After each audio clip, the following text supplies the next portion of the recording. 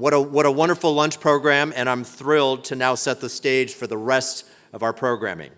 Now, as many of you know, the mission of the Ronald Reagan Presidential Foundation and Institute is to advance the legacy and the principles of Ronald Reagan: individual liberty, economic opportunity, freedom and democracy, peace through strength, and national pride.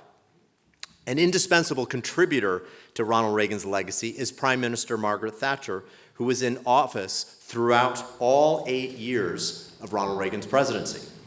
She once observed that it was rare for a British Prime Minister to have such a perspective on a two-term American president. In fact, before her, the last Prime Minister to be in office for the entirety of 2 consecutive terms of the same president was Lord Liverpool, who overlapped with President Monroe. President Monroe took office in 1817, just over 2 years after the US and Britain signed the Treaty of Ghent, ending the War of 1812. So I think you could say relations were better during the Thatcher-Reagan years. Now, to be sure, it was our great good fortune, some would say it was even providential, that these 2 leaders, these 2 ideological soulmates, would hold office at the same time, both intent on liberating economies at home and liberating people abroad. Lady Thatcher once recalled that when she learned of Ronald Reagan's election, she, quote, "felt then that together we could tackle the formidable tasks before us to get our countries on their feet, to restore their pride and their values, and to help create a safer and better world." And they did. But could Ronald Reagan have achieved it alone? Could she? And can that UK-US relationship, which has been tried and tested in so many ways since the 1980s, endure when their respective leaders do not happen to be so aligned, ideologically or otherwise? These are the kinds of questions that we will explore this afternoon. And who better to lead this conversation than Pulitzer Prize winner, Wall Street Journal columnist, best-selling author, and Ronald Reagan Foundation trustee, Peggy Noonan. Generally recognized as one of the greatest writers and literary figures working within American politics in the 20th century, Peggy Noonan worked with President Reagan on his address commemorating the 40th anniversary of D-Day at Pointe du Hoc. In her last weeks in President Reagan's White House, she worked with him on his historic farewell address. In between, she was there with the president for the Challenger explosion, and, this will sound old-fashioned in these polarized times, on his beautiful speech on John F. Kennedy, lauding, with a delicate human appreciation, Kennedy's nature and personality. For our first conversation, we will explore the historic alliance of Ronald Reagan and Margaret Thatcher, and few people are better suited, better informed to reflect on these 2 leaders than our panelists. We are extremely honored to be joined by Lord Pole of Bayswater, who for many years served as the private sector and advisor on foreign affairs and defense to Lady Thatcher, including during the Reagan years. Also with us is Lord Kerr of Kinlochart. As the head of Chancery at the British Embassy in Washington, D.C. from 1984 to 1987, he witnessed firsthand the special relationship between Margaret Thatcher and Ronald Reagan. Rounding out the British side of our panel is Lord Moore of Etchingham, chairman of The Spectator and author of Margaret Thatcher, The Authorized Biography. No one has had access to her private and governmental papers and to interviews with family and colleagues like Charles Moore did. And I should note, this biography is now available in a single-volume centenary edition. We are also privileged to have Fred Ryan, chairman of the Board of Trustees of the Ronald Reagan Presidential Foundation and Institute. Fred has served President Reagan and Mrs. Reagan since 1980 in roles including Director of Presidential Appointments and Scheduling in the White House and as President Reagan's first post-presidency chief of staff. In addition to being our board chairman, Fred heads our Center on Civility and Democracy, which supports Ronald Reagan's vision of fostering informed patriotism, where Americans can disagree about issues without villainizing each other and can find common ground and trust in our democratic institutions. So, ladies and gentlemen, please join me in welcoming Peggy Noonan, Charles Powell, John Kerr, Charles Moore, and Fred Ryan to the stage. Thank you. Thank you. Thank you all. Good afternoon, all friends of Margaret Thatcher and Ronald Reagan. As Mark Thatcher so eloquently put it in what I thought were his wonderful remarks earlier at lunch, as he said, we are here to mark a great life. And interestingly enough, he confided in me afterwards, he wanted to make sure of the date as he signed his speech. The date is October 16. He whispered to me, this is the 41st anniversary of the bombing that almost took Mrs. Thatcher's life. That is so interesting to me. You would remember, all of you would remember this, but I guess I didn't realize 41 years had taken place since then. And it is not without meaning that these two friends, Margaret Thatcher and Ronald Reagan, both of them were targets of physical mayhem and mischief. And that must have been another thing that they had very much in common. I am Peggy Noonan. As David said, I'm a writer. I used to work for Ronald Reagan, who was Mrs. Thatcher's dear friend and partner in crime. We have two panels today, each too brief. Our panelists, as you've already heard, are truly distinguished, but I want to say one thing about each of them. Fred Ryan, over here to my left.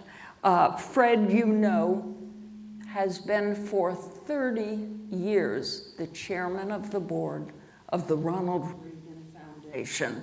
That's a long time. He was a close aide to the Reagans, of course. He is one of those who invented the Reagan Library. Air Force One, as most of the people here know, is actually at that library, or real Air Force One that was used in the 60s and 70s. Air Force One is there because Fred got it there. Lord Charles Powell is simply a great man, a key and intimate foreign policy and other advisor to Prime Minister Thatcher, and a famously distinguished diplomat. She trusted him. When she had a bee in her bonnet and decided she was definitely going to go forward on some issue, she was often surrounded by people who said, go, Margaret, go. And now and then some wise person would say, Mrs. Thatcher, are you sure? And that would end what might have been an unfortunate endeavor. I am told it is Charles Powell who most often said, Mrs. Thatcher, are you sure? She trusted him. So did John Major when he was prime minister, and Charles, if I may, was his private secretary. Charles Moore, who I saw earlier today, does not know this. He is, well, he knows this part. He is a great British journalist and historian. I believe he's one of the greatest of his generation. And he does not know that he has long been one of my closest friends. In the 1980s and 90s and early 21st century, I read him every week in The Spectator or The Times, wherever he was writing. He was editor of both, but unlike many editors, he was highly literate and he wrote for them too. For me, reading Charles Moore was like reading the personal diary of modern conservatism. He was the official biographer, as you know, of Margaret Thatcher. He produced, I think it is a masterpiece. I will never forget its last line, which I did not research, and I am writing from memory, and Charles is going to correct me if I have it wrong. But it's this stupendous, voluminous story of her life. And at the end, he simply sums up her meaning, her intentions, the singular quality of that lady. And then he said, the last sentence is, she did her very best. which is a very modest way to end a great book about a great lady. Did I get that closely, Charles? Very close. All right, I'll ask you what it was. Lord John Kerr, as we know, former British ambassador to the United States, which, if you're a Yank in Washington, you know is just one of the great billets, one of the great things to be. Everybody wants to know you because it's sort of famously true that you're there because you're quality. He was permanent undersecretary at the Foreign Office, head of the diplomatic service. He is a stellar diplomat. He knows all about the Thatcher years. So, friends, I thank you for your presence. Our subject, our simple subject matter, is the historic alliance of Margaret Thatcher and Ronald Reagan. And so I want to ask about the very beginnings. I want to speak of the essentials. What was that alliance? What was its meaning? How did it help history unfold in a positive or constructive direction? Why did they click? These two people who, on the surface, had not that much life experience in common, and yet had all of the most important things in common. So Charles, poor Charles, this Charles, you have thought about these things so much.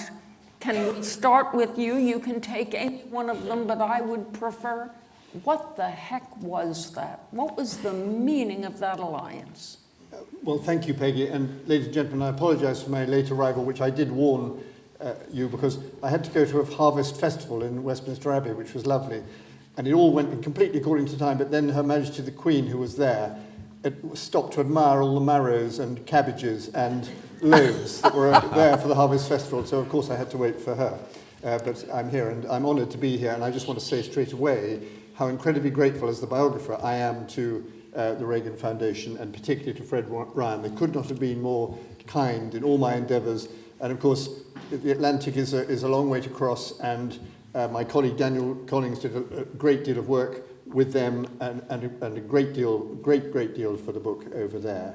And I just can't imagine how we would have been able to do it otherwise. So I'm honoured to be here, and particularly I think it's marvellous that the Reagan Foundation has chosen to come to London on the 100th birthday in that week. I think that's absolutely right, and it's marvellous that it's also the occasion tomorrow for the rededication of the statue. The answer to Peggy's question, I would say, starts with the fact that things were pretty bad in both our countries 50 years ago. And it was in that year that Mrs. Thatcher first met Ronald Reagan, as has been, I think, described before I entered the room. And both those individuals were not people who would normally have become head of their respective political parties. Sorry, I'm not using quite the right term for in the American system, but you know what I mean. And they were outsiders without gifts of birth in terms of money and connections and so on. And I don't think their establishment parties would have wanted them had it not been for the fact that things were so bad. So they began to think, it's got to be different. We're doing something wrong. And here were two people who identified what was wrong. First important thing you have to do. And second, even more important thing you have to do, start talking about how you might put it right. And start to instill some confidence in people that you can put it right.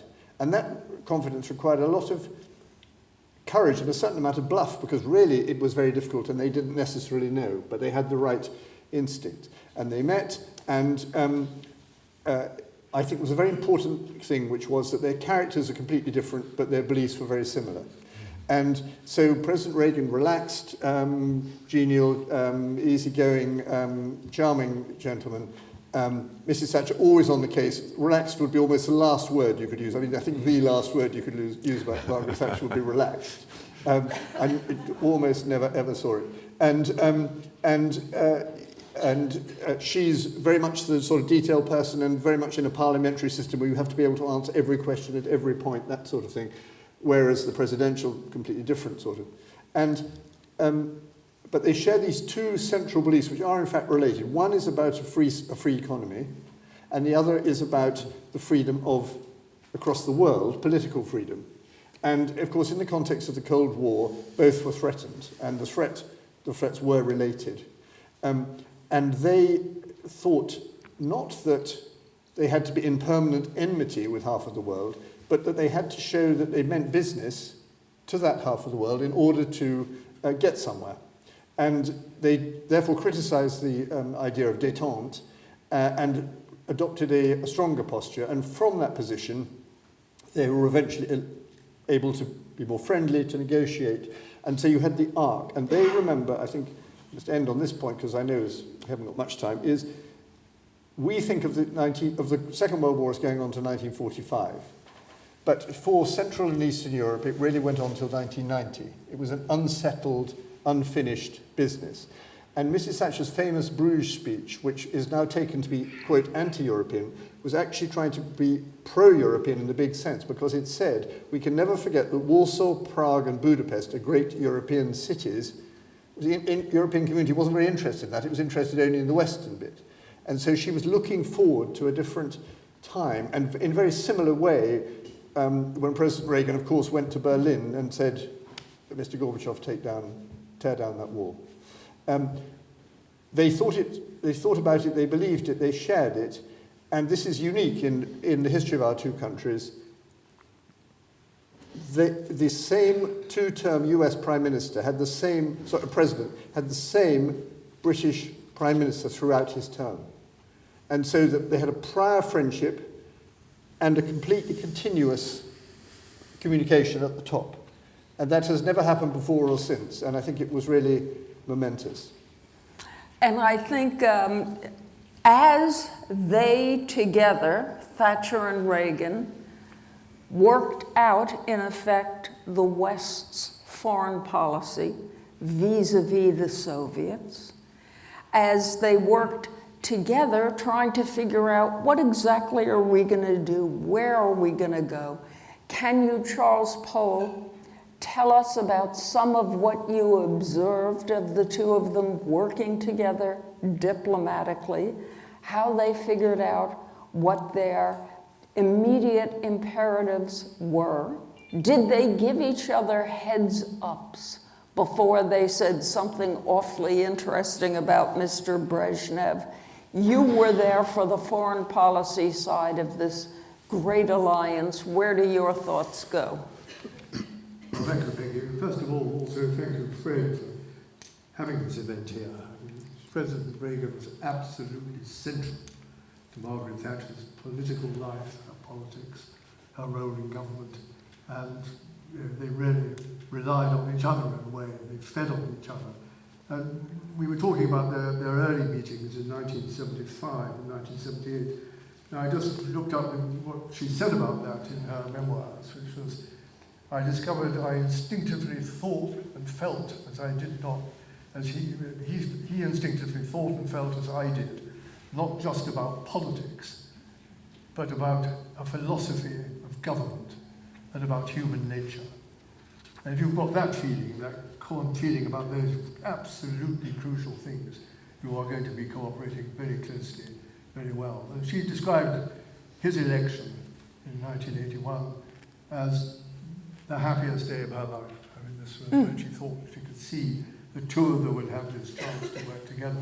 She couldn't have known, of course, whether she would get through two more elections in the succeeding years. But luckily, it didn't go like that. And you asked about how they communicated. Well, first of all, very easily, because they had complete trust in each other. And although, of course, there were the occasional disagreements, some of them about major issues, some of them about, frankly, quite minor issues. The invasion of Grenada, either a spectacular piece of amnesia by President Reagan that was part of the Queen's dominions, or more probably a very wise decision that if they announced it to us in advance, we would have tried to stop it. But anyway, it was caused a brief flurry. And I do remember after that, President Reagan telephoning Margaret Thatcher and saying, you know, I feel like one of those Western cowboys who has to throw his hat through the saloon bar doors before he comes in to see if you're going to shoot me. And that was the sort of spirit they could resolve their differences in. They were very comfortable together. Do you think Reagan at that moment was thinking essentially, it's better to say you're sorry than to ask permission sometimes? I think very definitely so, yes. Yes. I was going to politely call it amnesia, but that was I'm sure, what it was. They were very comfortable together. Indeed, so comfortable, they once decided to meet him. They were both in Brussels for a NATO summit. Fred, I'm sure, will remember. And they would meet at the end of the summit in the chateau where President Reagan was staying. And so we went round there at the end of this quite tiring NATO summit. And there he was in the magnificent hall of the chateau, blazing fire and so on. And Margaret, he said, I'm so pleased to see you. We've got so much to talk about. Come and sit down. They both sat down, and Colin Powell was there, sat down, and I did too. And within a minute, President Reagan was fast asleep. That was a comfort level. Colin Powell looked rather desperate and said, well, I'm not quite sure, Madam Prime Minister, what we do now. But he said, don't worry, I'll just talk. He'll wake up eventually. And it did. It rather demonstrated the level of confidence and trust they had in each other. Of course, in some ways they came from similar backgrounds. Neither of them came from a favoured background. They both had to make it in their lives. And they were quite improbable. I mean, an American sportscaster and a British industrial chemist were not necessarily the two people you would have chosen to form a relationship like this.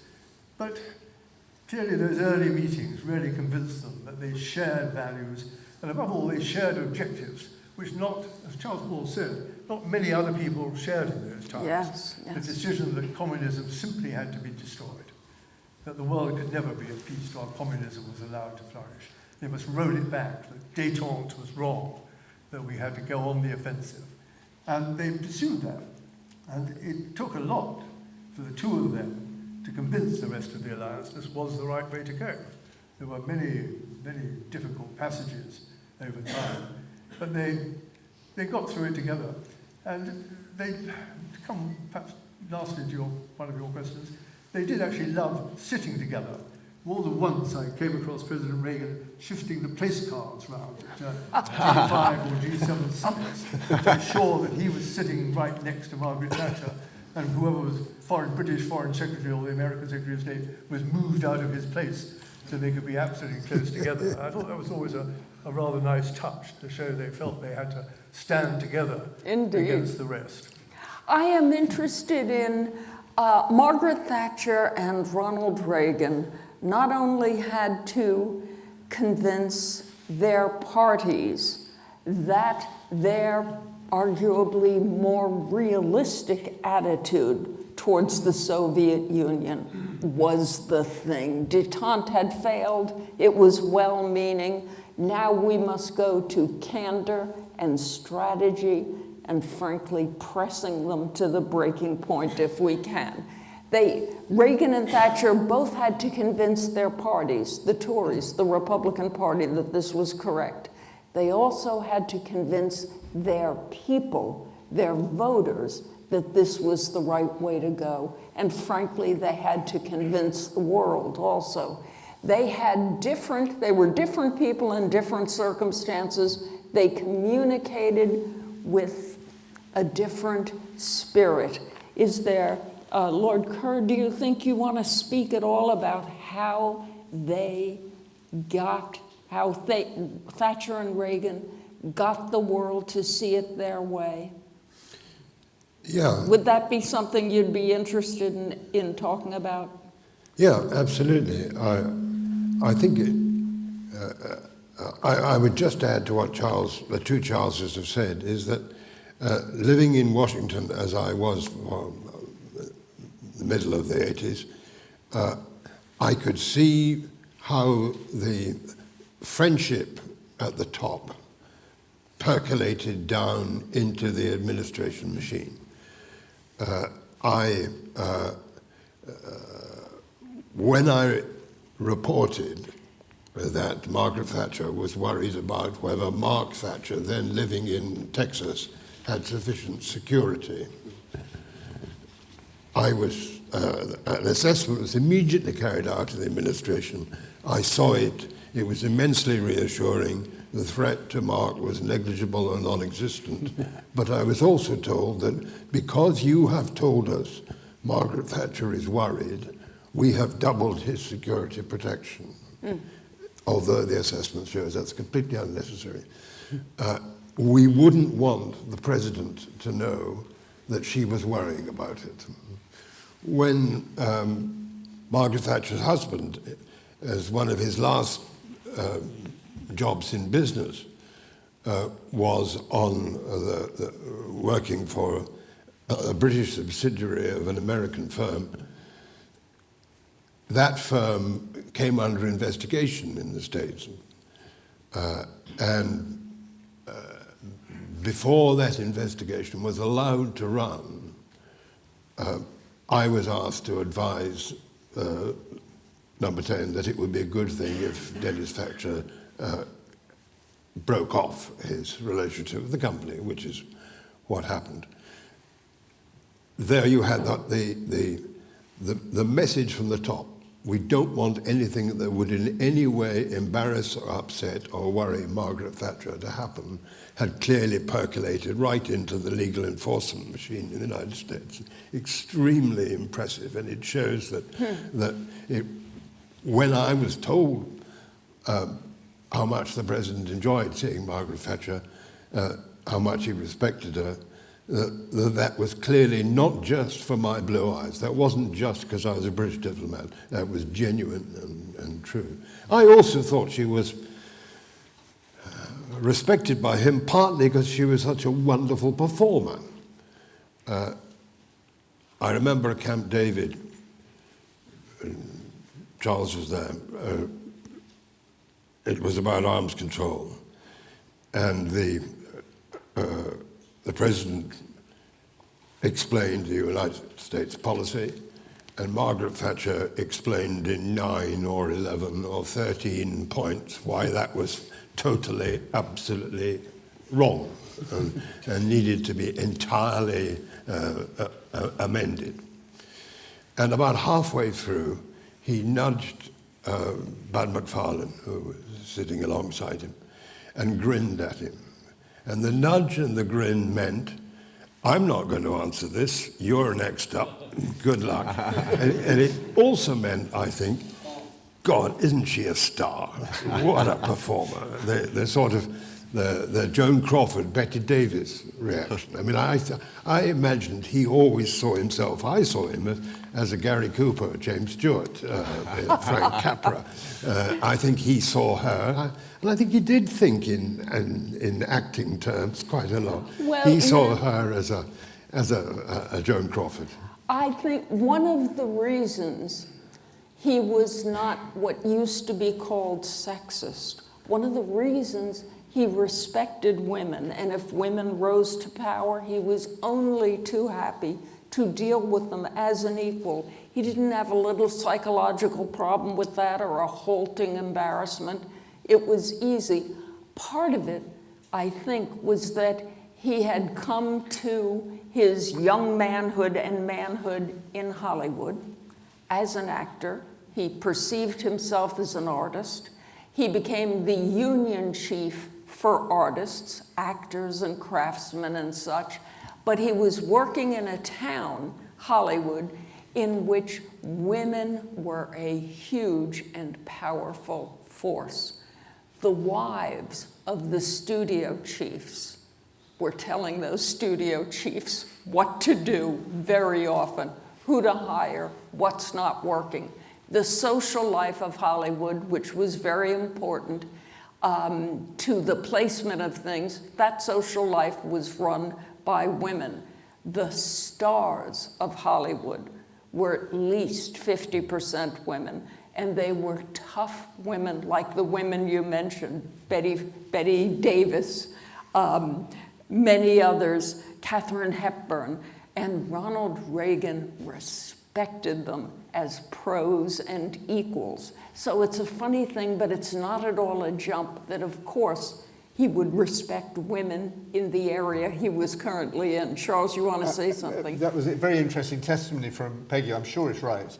The other point which relates to it is that Mrs. Thatcher immediately knew with a man whether he was patronising. She was very, very sensitive to that. And all of subsequent relations would depend on that immediate reaction. And that's one of the reasons she immediately loved President Reagan. And it's one of the reasons that there were one or two other world leaders she wasn't so mad about, such as Helmut Kohl, the German leader.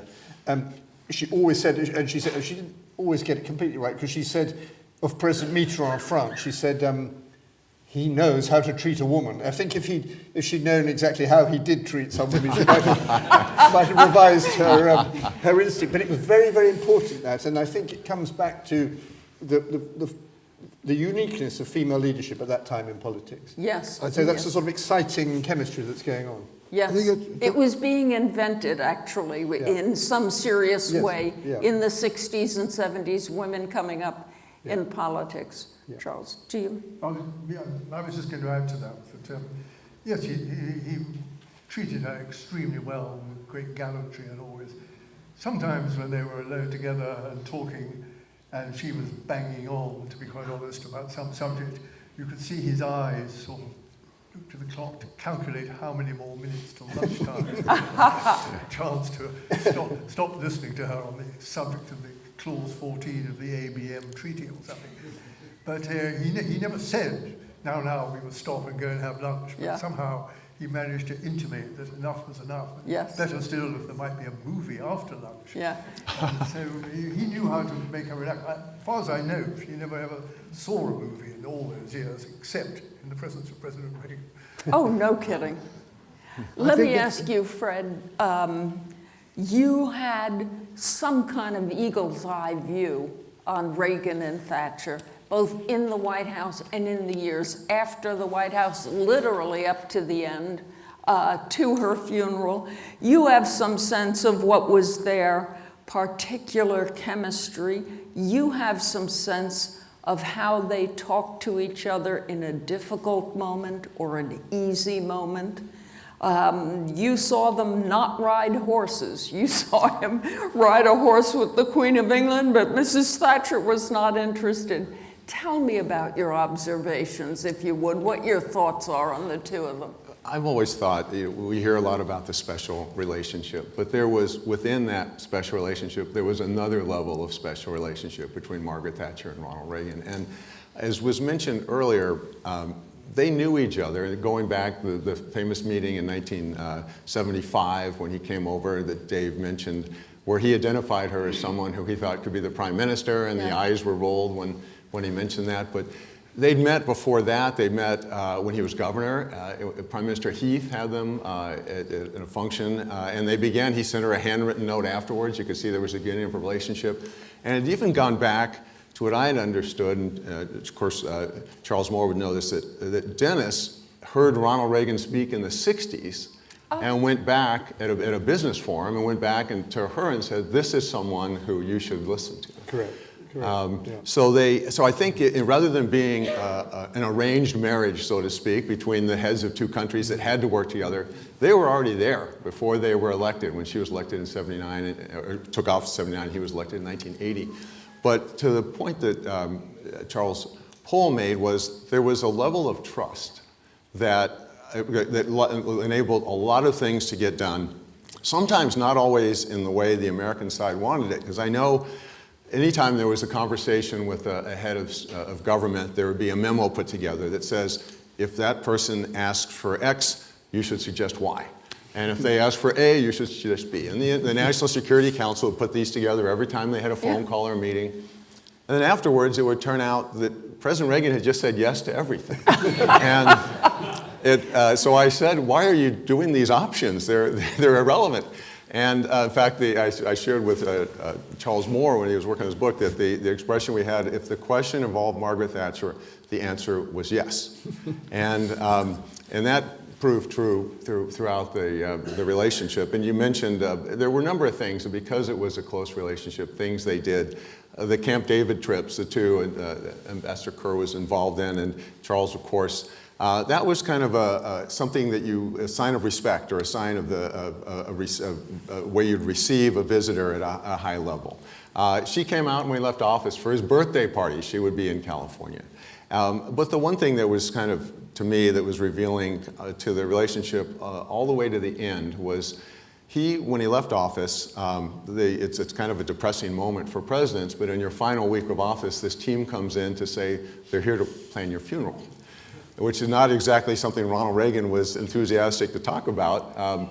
But the funeral plan started, and they said, now you should think of someone to speak. And he, of course, called Margaret Thatcher and said, I would like you to speak at my funeral. And after, she, of course, said, well, I want you to reciprocate, and you'll speak at mine. And in any event, she spent a lot of time on that. And I know Mark Worthington is here, who led her efforts for many years after she left office.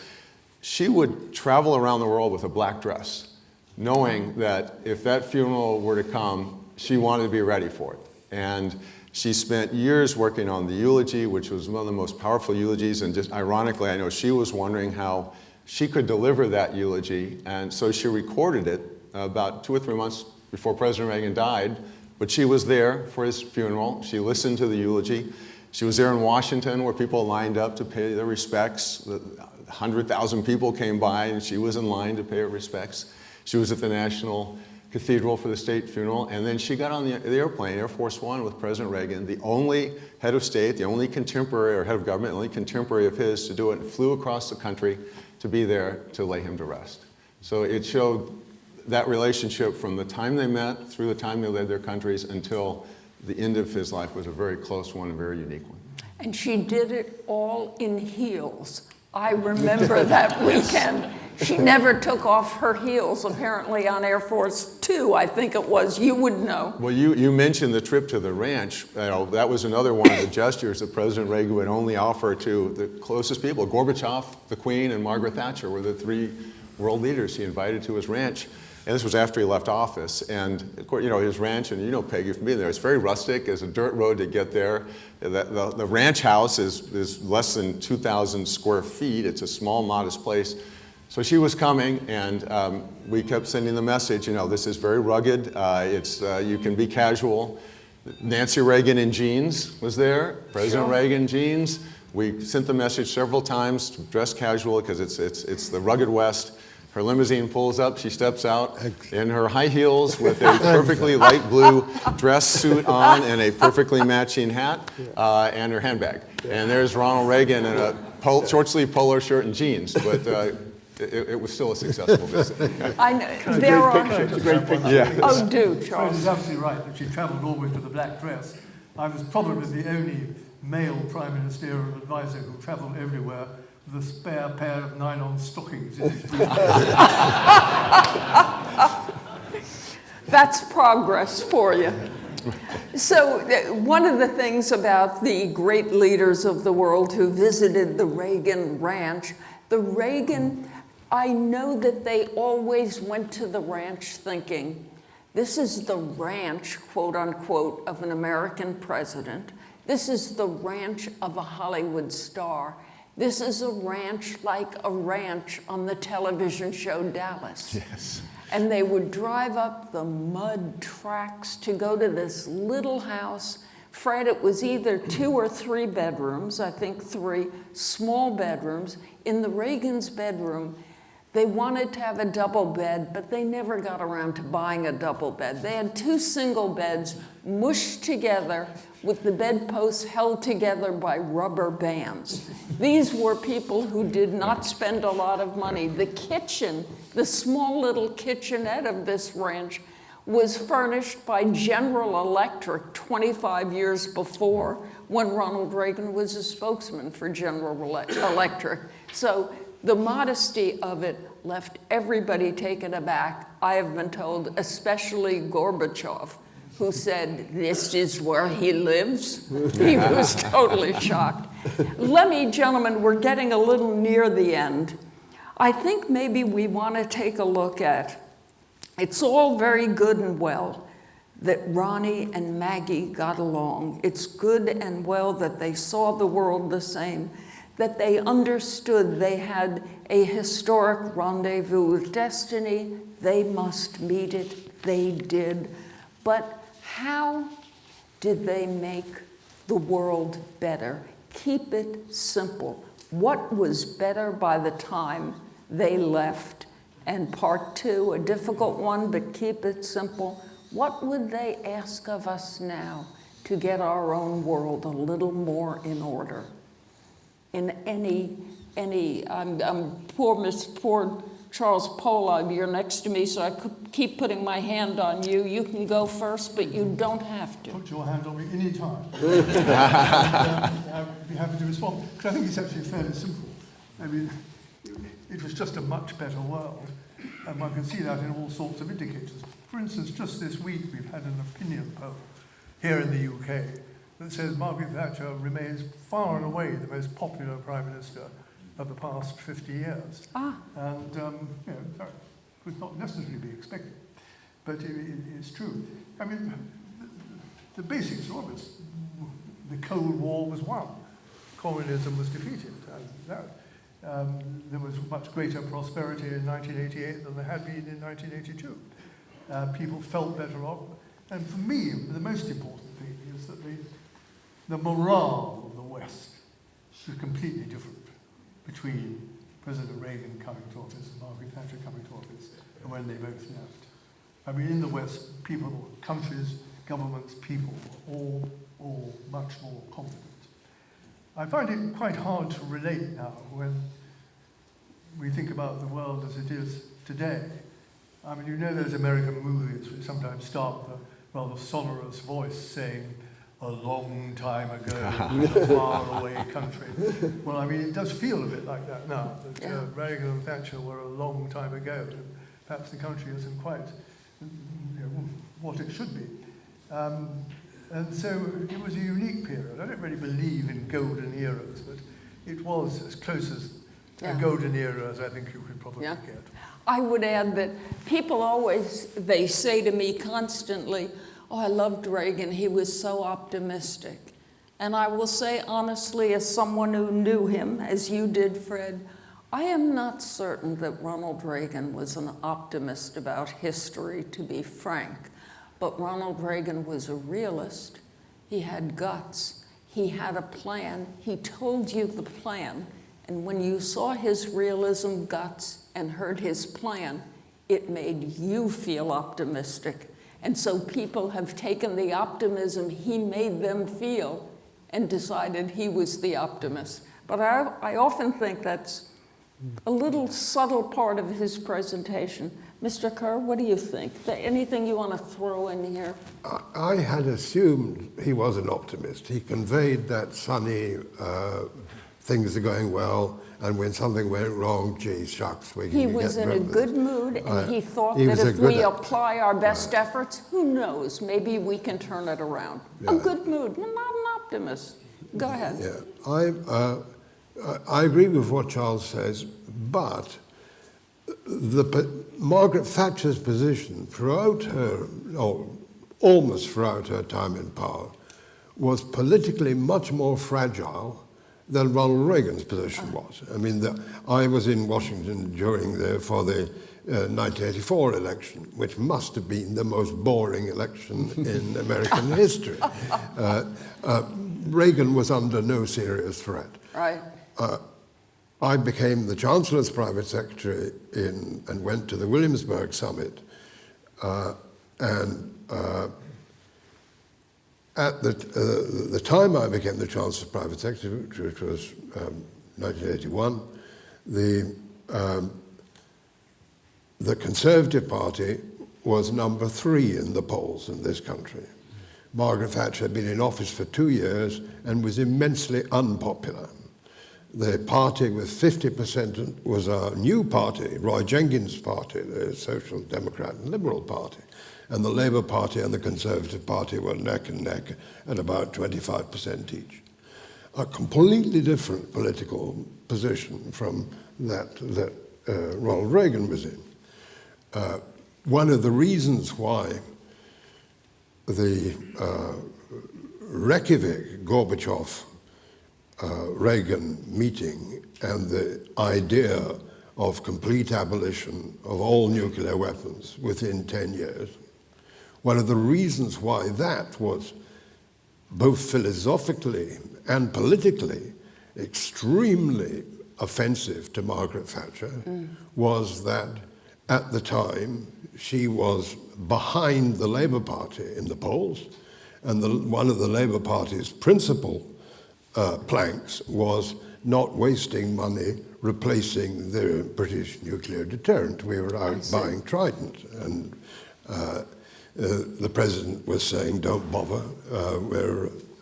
He wasn't saying don't bother, but that was being interpreted by the Labour Party as, if he's going to abolish nuclear weapons, why should we be out there investing? And she was behind in the polls. And looking back, the long run of Thatcher and the triumph in 79, triumph in 83, triumph in 87, it looks as if she was safe throughout. She absolutely wasn't safe throughout. And